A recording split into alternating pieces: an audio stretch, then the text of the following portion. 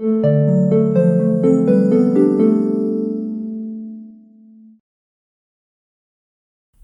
And welcome to the world wide post. दोस्तों, इसरो के related बहुत बड़ी खबर निकल कर आ रही है। इसरो ने ना थर्सडे को यानी कि 9 मई 2024 को एक लिक्विड रॉकेट इंजन का टेस्ट किया था जो एडिटिव मैन्युफैक्चरिंग टेक्नोलॉजी यानी 3D प्रिंटिंग टेक्नोलॉजी से बनाया गया था। और इसरो की ये 3D प्रिंटिंग इंजन की टेस्टिंग एकदम सक्सेसफुल रही है।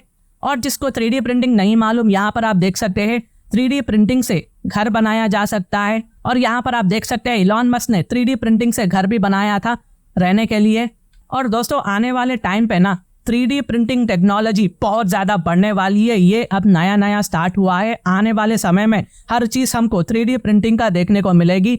दुनिया एक नए फेस में जा रही है और स्पेस सेक्टर में भी इसे बहुत बड़ा बूस्ट मिलने वाला है।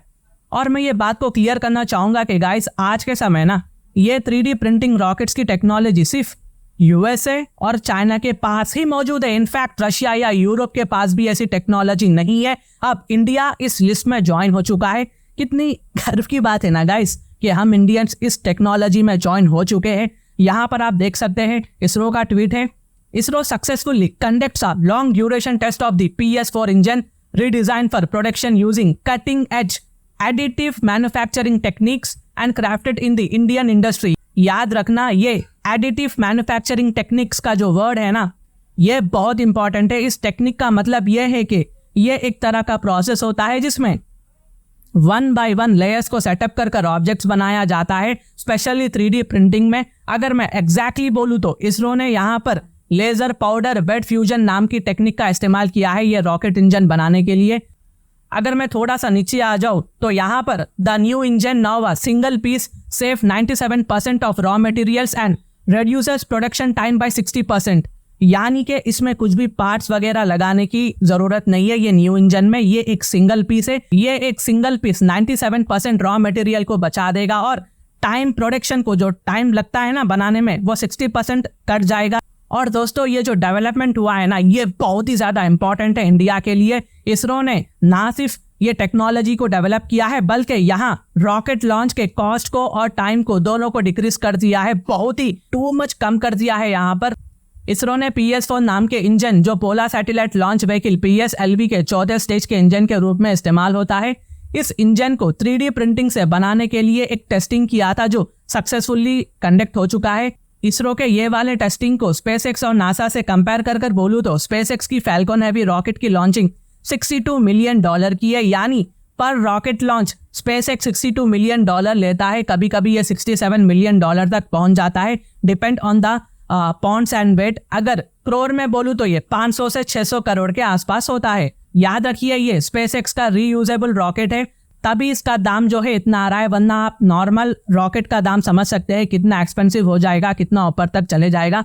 वही अगर मैं इंडिया की PSLV की बात करूं तो PSLV से रॉकेट लॉन्च करने $29 मिलियन लगते हैं, यानी 200 करोड़ है, जो स्पेसएक्स की रीयूजेबल रॉकेट से पहले से ही बहुत ज्यादा कम थी। अब इसरो के हिसाब से ना 3D प्रिंटर का यूज करने के बाद ये प्राइस ऑलमोस्ट 80% तक गिर जाएगा। यानी इसरो इसको 50 करोड़ के आसपास के अमाउंट में रॉकेट लॉन्च कर देगा। सोचिए, एक तरफ यूएसए, चाइना, स्पेसएक्स, इनफैक्ट मैं रशिया भी ऐड करूंगा, एक रॉकेट लॉन्च करने के लिए 600 करोड़, 1000 करोड़, कभी कभी 2000 करोड़ ले लेते हैं। वो हमारा इंडिया, वो हमारा इसरो सिर्फ 50 करोड़ में ही कर देगा। यानी दुनिया को इसरो की जरूरत पड़ने वाली है, दुनिया को इंडिया की जरूरत पड़ने वाली है। इंडिया का इसरो हमारे लिए सॉफ्ट पावर भी बनेगा। अगर मैं ये 3D प्रिंटिंग इंजन की टेस्टिंग के बारे में बोलूँ तो इसरो ने ये इंजन की सिर्फ टेस्टिंग ही किया है। लगातार यहाँ पर आप देख सकते हैं इस इंजन को हीट किया गया है और तकरीबन 10 मिनट तक इसे हैवी हीट किया गया था, ताकि इसरो यहाँ पर चेक कर देख सके क्या इसमें इतनी काबिलियत है कि हम इस 3D प्रिंटेड इंजन्स को स्पेस मिशन में यूज कर सके। और दोस्तों, हमारा नतीजा अच्छा रहा, टेस्टिंग सक्सेसफुली कंडक्ट किया गया। अब इसरो ये टेस्टिंग बड़े लेवल पर करेगा PSLV के साथ। मैं अगेन रिपीट कर देता हूँ, ये सिर्फ PSLV रॉकेट के 4th स्टेज वाले इंजन के लिए ही बनाया गया है। आप गलती से भी पूरे रॉकेट के लिए मत समझ बैठना। और ये 3D प्रिंटर इंजन्स को अजीम प्रेमजी साहब, जो इंडियन बिजनेसमैन एंड फिलैंथ्रोपिस्ट है, इनकी कंपनी विप्रो के द्वारा बनाया गया था। समझने के लिए विप्रो की ही सब्सिडरी कंपनी विप्रो 3D के ही द्वारा बनाया गया है। और दोस्तों, कोई बड़ी बात नहीं है कि प्राइवेट प्लेयर्स और दूसरे गवर्नमेंट एजेंसीज इसरो के हाथ से रॉकेट लॉन्च कराए, क्योंकि ये ऑलमोस्ट बहुत ज़्यादा चीप हो चुका है अपने आप में। और आने वाले टाइम पे ना इंडिया की ISRO man made mission Gaganyaan भी बहुत जल्द करने वाला है, और हम आने वाले टाइम पे हमारा खुद का इंटरनेशनल स्पेस स्टेशन भी लॉन्च करने वाले हैं। तो बहुत सारे जो है अपडेट्स आने वाले हैं गाइस। अगर मेरी वीडियो इन्फॉर्मेटिव दिखे तो इंटरनेशनल अफेयर्स के लिए आप मेरे चैनल को सब्सक्राइब कर सकते हैं। Thank you for watching, thank you for hearing, and I always say God bless you all.